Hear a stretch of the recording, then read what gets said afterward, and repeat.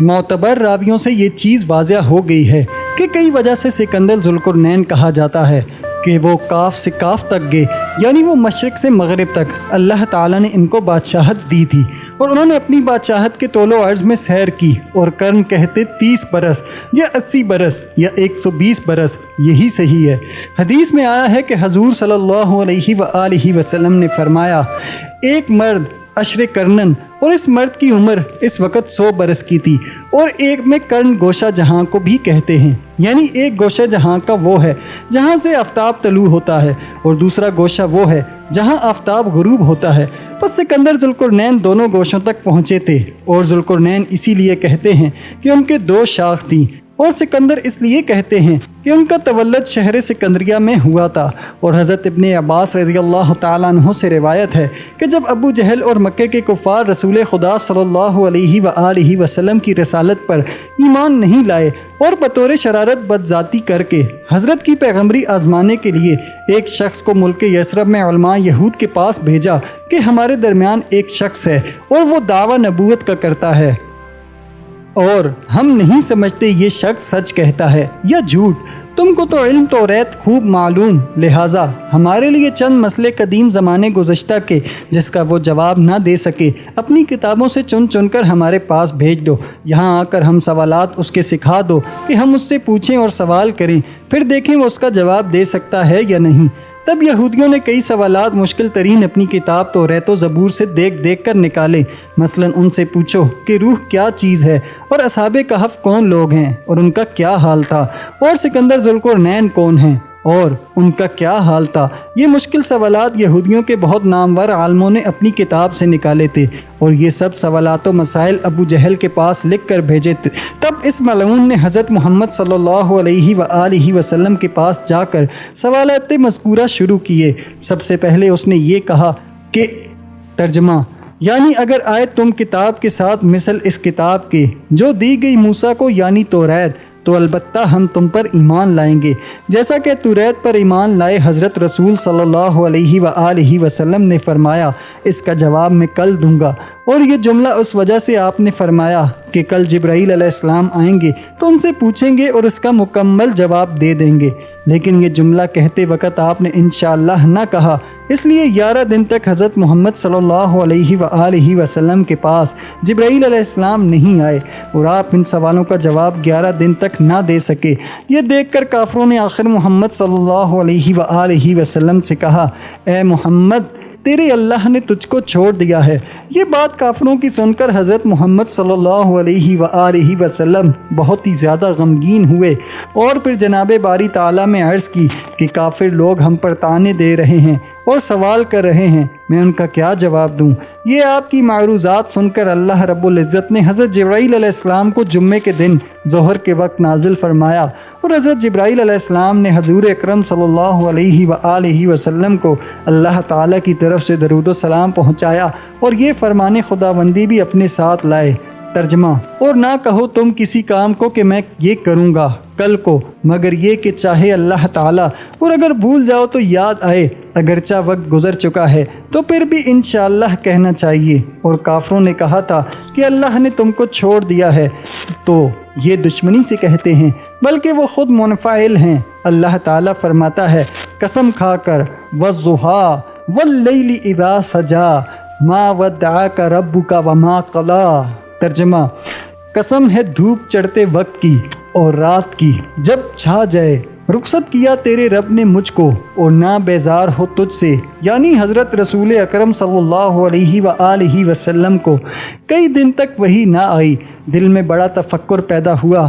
اور دل کے مقدر ہونے کی وجہ سے تہجد کو نہ اٹھے۔ یہ دیکھ کر کافروں نے شور کیا کہ محمد صلی اللہ علیہ وآلہ وسلم کو ان کے رب نے چھوڑ دیا ہے، اور وہ چند سوالوں کے جوابات نہ بتا سکے۔ پس یہ صورت نازل ہوئی۔ پہلے قسم کھائی دھوپ کی اور رات اندھیری کی، یعنی ظاہر میں بھی اللہ تعالیٰ کی 2 قدرتیں ہیں اور باطن میں بھی چاندنی ہے، اور کبھی اندھیرا، اور وہ دونوں چیزیں اللہ تعالیٰ کی ہیں، اور مومن بندے سے اللہ تعالیٰ کسی وقت بھی دور نہیں۔ اور یہ فوائد کتب تفاسیر میں لکھے ہیں۔ اور اگر اے نبی سوال کریں تجھ سے، جیسا کہ ارشاد باری تعالیٰ ہے۔ ترجمہ، اور اے نبی اگر تجھ سے پوچھیں روح کے بارے میں تم کہہ دو کہ وہ تو میرے رب کے حکم سے ہے اور میں نے تھوڑی سی خبر دی ہے، یعنی حضرت محمد صلی اللہ علیہ وآلہ وسلم کے آزمانے کو یہود نے آپ سے پوچھا، سو اللہ تعالیٰ نے بتایا کہ ان کو اتنی سمجھ کا حوصلہ اور صلاحیت نہیں ہے، اور اس سے قبل کسی پیغمبر کی امت نے ایسی باتیں نہ پوچھی تھیں۔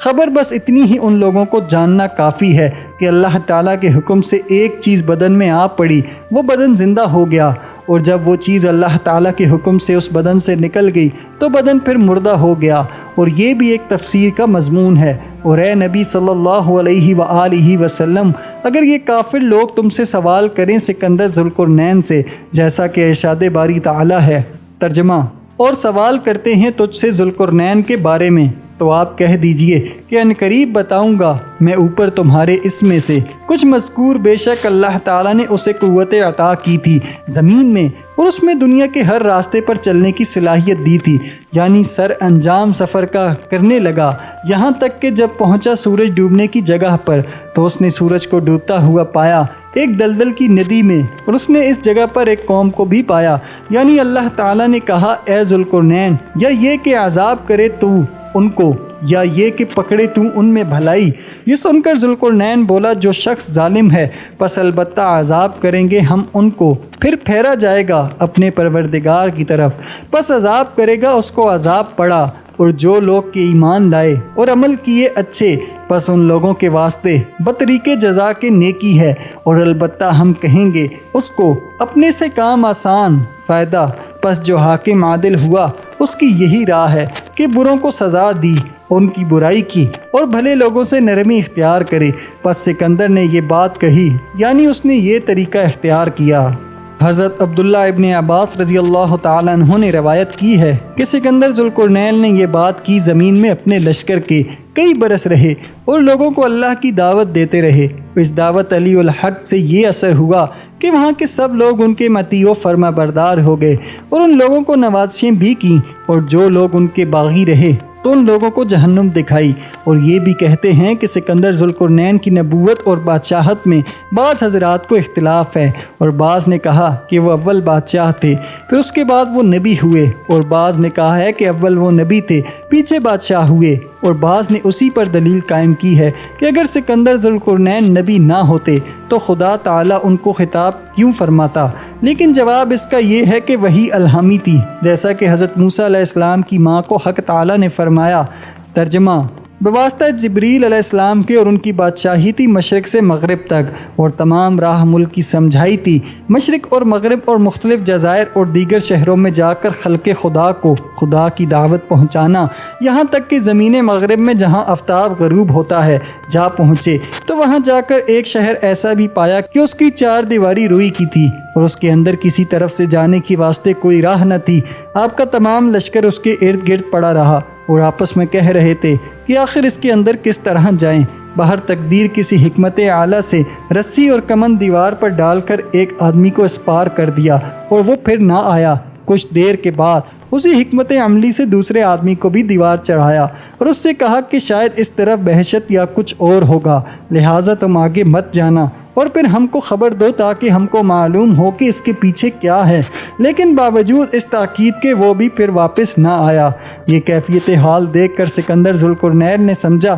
کہ میں جس کو بھی بھیجوں گا وہ واپس نہیں آئے گا، بس ملک کی حد بنا کر واپس مشرق کی طرف چل دیے۔ چلتے چلتے ایک جزیرے میں جا پہنچے، وہاں بھی ایک شہر آباد دیکھا، لیکن بغیر کشتی کے وہاں جانا بالکل محال تھا، اور اس جگہ پر دانا، عقل مند اور حکیم تھے۔ جب ان لوگوں کو جو اس شہر میں آباد تھے سکندر ذوالقرنین مع اپنے لشکر کے برلب دریا چند روز تک ٹھہرے، اور یہ سوچتے رہے کہ کس حکمت عملی سے دریا عبور کر کے اس جزیرے میں جا اتریں۔ وہاں کے جو لوگ ان کو ملتے وہ اپنے جسمانی اعتبار سے بہت ہی دبلے تھے۔ ان سے پوچھتے کہ تمہارے دبلا پتلا ہونے کا کیا سبب ہے؟ اس کے جواب میں ان لوگوں نے سکندر سے کہا کہ یہ ہمارے شہر کی غذا اور آب و ہوا کا اثر ہے، ہم لوگ بڑی حکمت سے غذا کھاتے ہیں، چنانچہ اس کی خاصیت بھی یہی ہے جو آپ دیکھ رہے ہیں۔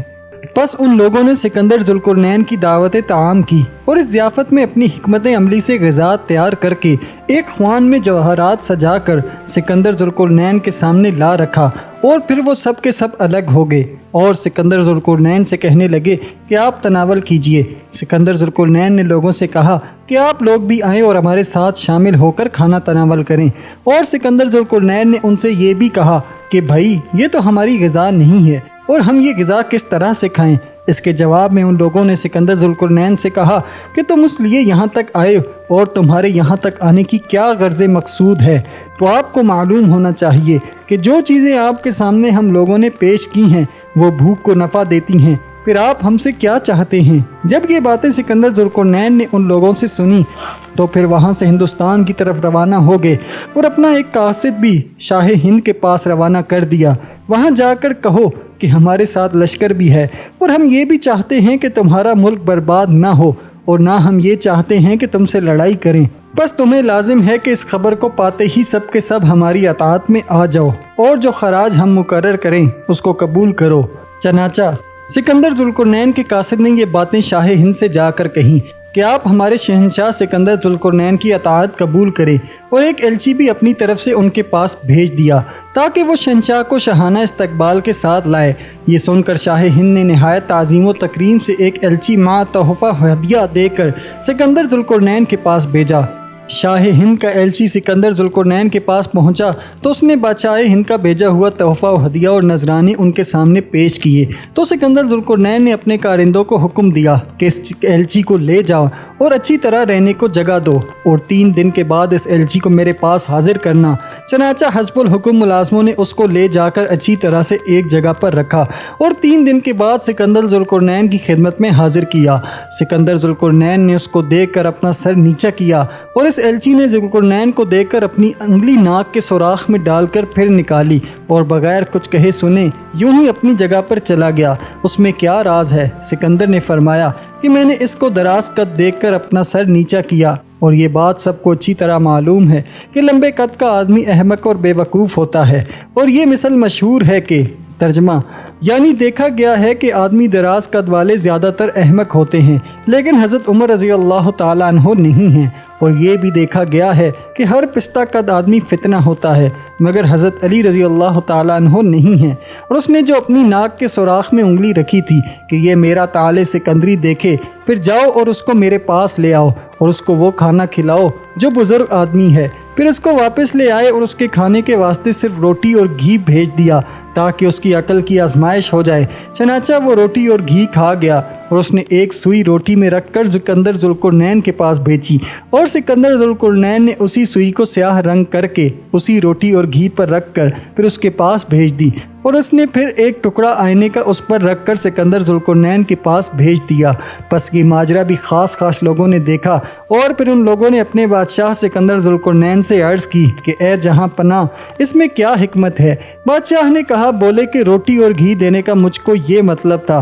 کہ مرد علم و حکمت میں خوب ہوتے ہیں، جیسے روٹی ساتھ گھی کے، اور جو اس نے روٹی اور گھی پر سوئی رکھ کر بھیجی تھی یہ سمجھ کر کہ وہ علم و حکمت میں خوب ہے، پھر میں نے اس کی سوئی کو سیاہ رنگ کا کر کے جو بھیجا تھا اس کا یہ مطلب تھا کہ اس کو علم اور حکمت مانند آئینے کے صاف روشن ہے، اور ہم نے اس سے معلوم کر لیا کہ لمبے آدمی حقیقتاً بے وقوف ہوتے ہیں۔ بس ہم دونوں میں یہی اشارات میں گفتگو جاری تھی، پھر ہند سے ذوالقرنین مشرق کو جہاں سے آفتاب طلوع ہوتا ہے وہاں پہنچے۔ حق تعالیٰ فرماتا ہے ترجمہ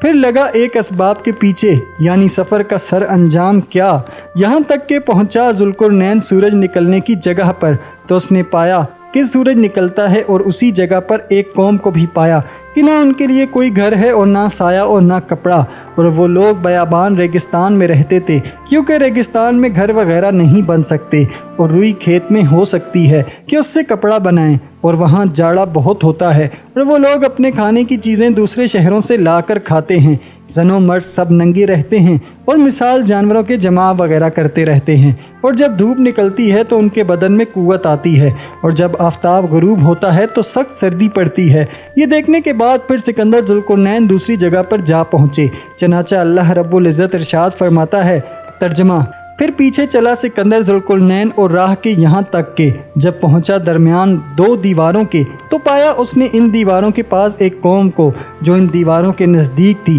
اور یہ بات نہ سمجھتے تھے، فائدہ حت مشرق میں 2 پہاڑ بلند ہیں اور درمیان ان دونوں پہاڑوں کے زاہد و حکیم بہت تھے اور وہ ایک دوسرے کی بولی کو نہیں سمجھتے تھے کیونکہ ان کے درمیان 2 پہاڑ حائل تھے اور وہی 2 پہاڑ یاجوج ماجوج کے ملک کے درمیان اٹکاؤ ہیں، لیکن درمیان میں کچھ کھلا تھا، چنانچہ اس راہ سے یاجوج ماجوج آتے اور ان لوگوں کو لوٹ مار کر کے چلے جاتے۔ پس ذوالقرنین نے وہاں کے زاہدوں اور حکیموں کو واعظ و نصیحت کی اور خدا بندے قدوس کی راہ بتائی۔ اس کے بعد وہ ان دونوں پہاڑوں کی طرف گئے۔ وہ دونوں نہایت ہی عظیم الشان پہاڑ تھے، جانے کی راہ اس میں کسی طرف سے نہ تھی اور اس میں آدمی 2 گروہ، ان کی تعداد بے حد بے شمار سوائے خدا کے کوئی نہیں جانتا، اور ان کو قوم یاجوج ماجوج کہتے ہیں۔ اور ایک اولاد یاجوج ماجوج کی ایک پہاڑ میں رہتی ہے اور دوسرے پہاڑ میں اولاد ماجوج کی رہتی ہے، اور یہ دونوں بھائی یافس بن نوح کی اولاد میں سے ہیں، اور یہ لوگ طوفان نوح علیہ السلام کے بعد وہاں رہ گئے، اور نسل ان کی بے حد ہے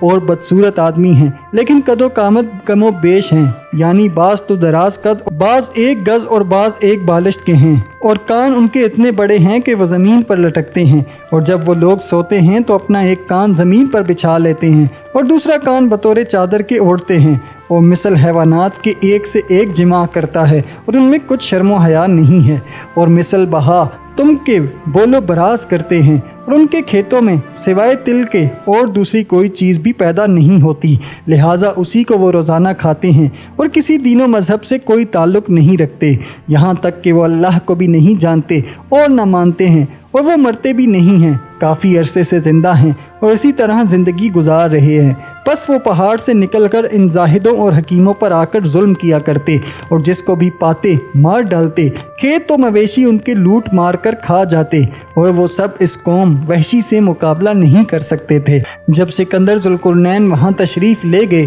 تو ان زاہدوں اور حکیموں پر بڑی نوازش فرمائی، چنانچہ ان سب نے مل کر سکندر ذوالقرنین سے عرض کی کہ یہ یاجوج اور ماجوج کے ظلم سے ہم لوگ یہاں نہیں رہ سکتے، اور ان پر جو احوال گزرے ہیں وہ سب سکندر ذوالقرنین کے سامنے بیان کیے۔ چنانچہ اللہ تعالیٰ نے ارشاد فرمایا، ترجمہ، کہا انہوں نے اے ذوالقرنین، تحقیق یاجوج ماجوج فساد کرنے والے ہیں زمین پر، بس کر دے ہم واسطے تیرے کچھ مال اوپر اس بات کے کہ کرے تو درمیان ہمارے اور درمیان ان کے دیوار کہ وہ ہماری طرف نہ آ سکیں، پس خراج گزار بھی ہمیشہ ہم تمہارے ہوں گے۔ یہ سن کر سکندر ذوالقرنین نے فرمایا، قول تعالیٰ، ترجمہ، کہا سکندر ذوالقرنین نے، جو مقدر دیا مجھ کو میرے رب نے وہ بہتر ہے بیچ اس کے، پس مدد کر میری ساتھ قوت کے کہ کروں میں درمیان تمہارے اور درمیان یاجوج ماجوج کے ایک دیوار موٹی، اور کہا کہ تم لے آؤ میرے پاس تختے لوہے کے، یہاں تک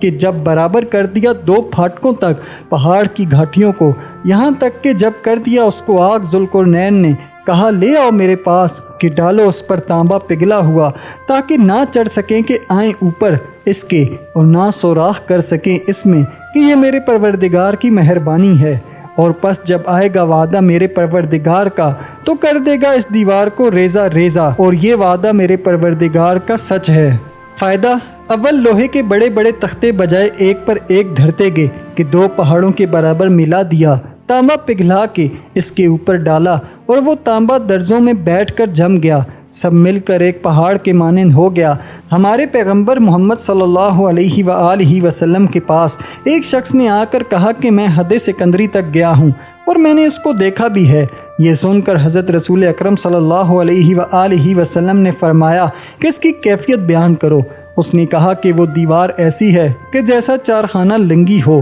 آپ نے یہ سن کر فرمایا کہ تو سچ کہتا ہے، کیونکہ اس دیوار میں لوہے کے تختے لگے ہیں اور ان کی دیواروں میں تانبا پگھلا کر بھر دیا گیا ہے، اس لیے وہ 4 خانے کی شکل بن گیا ہے، جیسا کہ اللہ تعالیٰ نے فرمایا۔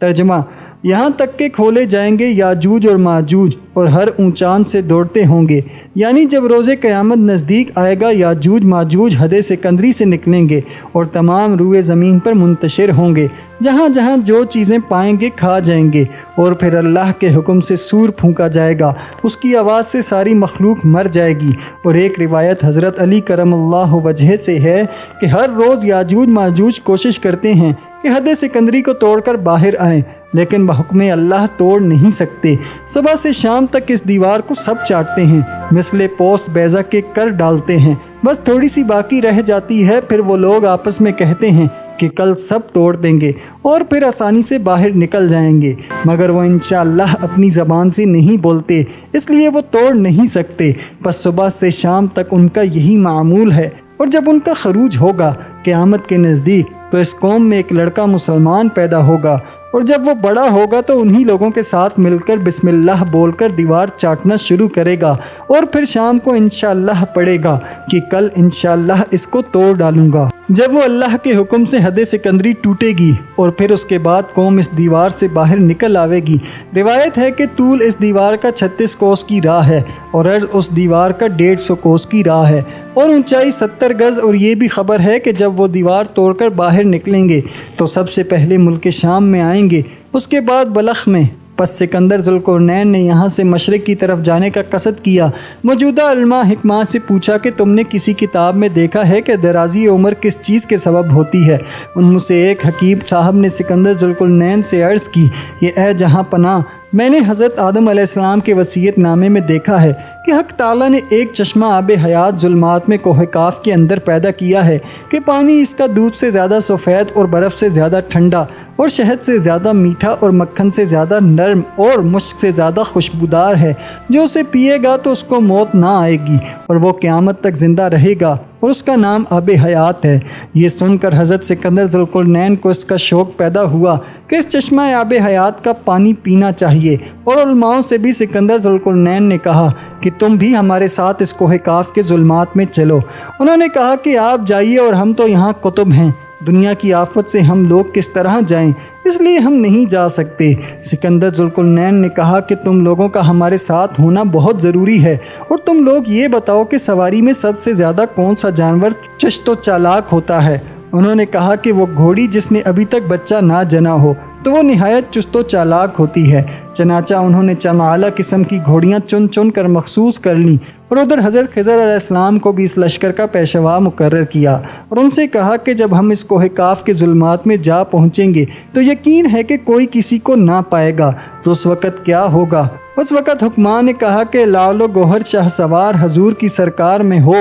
تو لے لیجئے، جب ایسی کوئی نوبت آئے گی تو اس کی روشنی سے راہ چلیں گے۔ پھر ایک گوہر شب چراغ خزانہ عامر سے نکال کر حضرت خضر علیہ السلام کے حوالے کیا، اور تخت و تاج اور سلطنت ملازموں میں سے اپنے ایک دانہ عقل مند کے سپرد کیا، اور 12 برس کے وعدے پر رخصت ہو کر اور کھانے پینے کا توشہ سر انجام دے کر ظلمات کوہ کاف کی طرف آب و حیات کی تلاش میں روانہ ہو گئے۔ راہ بھول کر 1 برس مسلسل گھومتے رہے، اور حضرت خضر بھی لشکر سے علیحدہ ہو کر ایک اندھیرے میں پڑے۔ اس وقت اس گوہر شب چراغ کو جیب سے نکال کر زمین پر رکھ دیا تو اس کی روشنی سے تاریکی جاتی رہی۔ اللہ تعالیٰ کی مہربانی سے چشمہ آب حیات ان کو ملا۔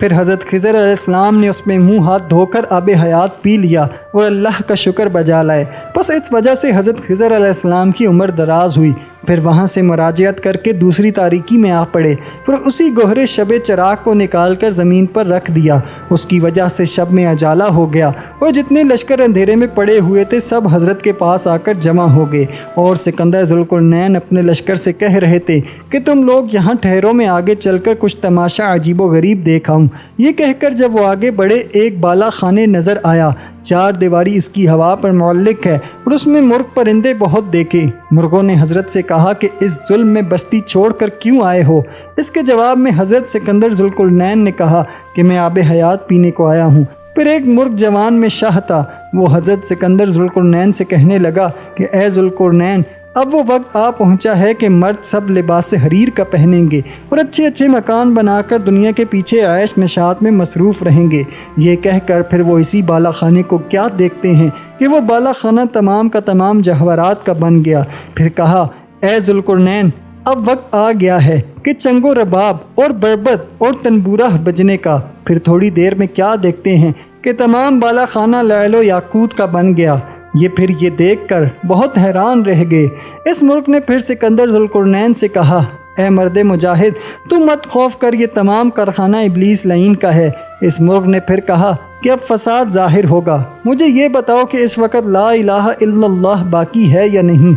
یہ سن کر حضرت ذوالقرنین نے کہا کہ وہ باقی ہے۔ پھر پوچھا خلق اللہ میں ہنوز دیانت بجا ہے یا نہیں؟ اس کے جواب میں حضرت ذوالقرنین نے کہا بجا ہے۔ پھر وہ مرغ اس جگہ سے دوسری جگہ پر چلا گیا۔ ایک روایت میں یوں بھی آیا ہے کہ اس مرغ نے کہا کہ تم اس بالا خانے پر جا کر دیکھو وہاں کیا چیز ہے۔ تب ذوالقرنین وہاں جا کر کیا دیکھتے ہیں کہ ایک شخص پاؤں پر کھڑا اپنے منہ میں سور لیے ہوئے آسمان کی طرف دیکھ رہا ہے۔ کہتے ہیں کہ وہ اسرافیل علیہ السلام تھے۔ ذوالقرنین اپنی سلطنت، روشنی اور ملک چھوڑ کر اس ظلمات میں کیوں آ پڑے؟ کیا وہ تجھ کو بس نہ تھا؟ آپ نے اس کے جواب میں کہا کہ میں آب حیات کو پینے آیا ہوں تاکہ آب و حیات پینے سے زندگی زیادہ ہو اور اللہ کی عبادت زیادہ کروں۔ اس بات کو سن کر حضرت اسرافیل علیہ السلام نے سکندر ذوالقرنین کے ہاتھ میں ایک پتھر مثل بلی کے سر کے برابر دیا اور کہا کہ میں نے تجھ کو غفلت سے ہوشیار کیا اور اب تم یہاں سے چلے جاؤ، اتنے زیادہ حریص مت بنو۔ یہ سن کر سکندر ذوالقرنین وہاں آب حیات نہ پا کر اپنے لشکر میں آ گئے۔ پھر سب اکٹھے ہو کر چلے آئے۔ اندھیری رات میں ٹکڑے ٹکڑے سنگے ریزوں کے گھوڑوں کے پیر کے تلے مثالے لال شب چراغ کے چمکتے دیکھ کر پوچھا کہ یہ سب کیا چیز ہے؟ جو حکماں اس وقت ان کے ہمراہ تھے وہ بولے یہ پتھر ہیں، جو شخص بھی اس کو اٹھائے گا وہ پچھتائے گا اور جو شخص اس کو نہ اٹھائے گا تو وہ بھی پچھتائے گا۔ آخر کسی نے ان کو چن لیا اور کسی نے ان کو نہ چنا۔ جب ظلمات سے نکل آئے تو کیا دیکھتے ہیں کہ وہ پتھر جن لوگوں نے چن لیے تھے وہ تمام جواہرات لال اور زبرجد اور یاقوت اور فیروزہ اور زمرد ہیں۔ یہ دیکھ کر وہ لوگ بہت پچھتانے لگے جنہوں نے ان کو نہ چنا تھا، اور جن لوگوں نے ان کو چن لیا تھا وہ اس لیے پچھتائے کہ کیوں نہ زیادہ چنے۔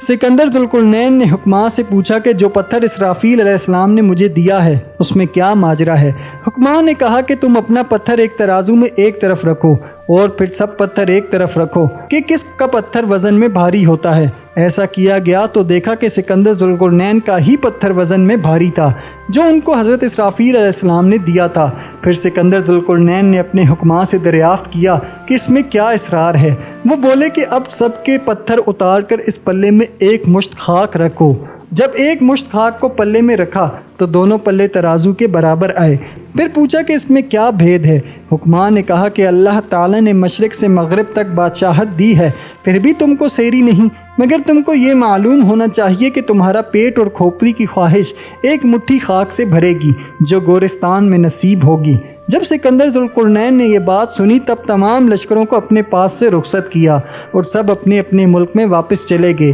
اور سکندر ذوالقرنین یہاں رہ گئے اور پھر عبادت الہی میں مشغول ہو گئے، اور پھر چند روز بعد ہی انتقال کیا اور پھر سونے کے تابوت میں وہیں مدفون ہوئے۔ اور یہ بھی بذریعہ ایک خبر کے معلوم ہوتا ہے کہ ذوالقرنین نے اپنے مرنے کے وقت اپنی ماں کو وصیت کی تھی کہ بعد موت کے میری روح کو ثواب بخشنا اور یتیم، اسیر، غریب، مسکین، بیوہ، بےکس، محتاجوں کو خوب کھلانا اور ان سے میری مغفرت کی دعا کرانا۔ جب ان کی ماں کو یہ خبر پہنچی تو وہ زار زار رونے لگیں اور بعد مرنے کے ذوالقرنین کی وصیت کو مکمل طور پر سے وجہ لائیں۔ جب رسول اللہ صلی اللہ علیہ وآلہ وسلم نے احوال سکندر ذوالقرنین کو اور سوالات مذکورہ سے ابو جہل اور مکے کے کافروں کو اور وہاں کے یہودیوں کو جواب دیا، سب کافر سن کر متحیر ہوئے اور بولے یہ سچ کہتے ہیں اور بالکل تورات و زبور کے جوابات بتاتے ہیں اور اس میں ذرا بھی فرق نہیں ہے، بس سوائے ابو جہل کے دوسرے سب رسول اللہ صلی اللہ علیہ وآلہ وسلم پر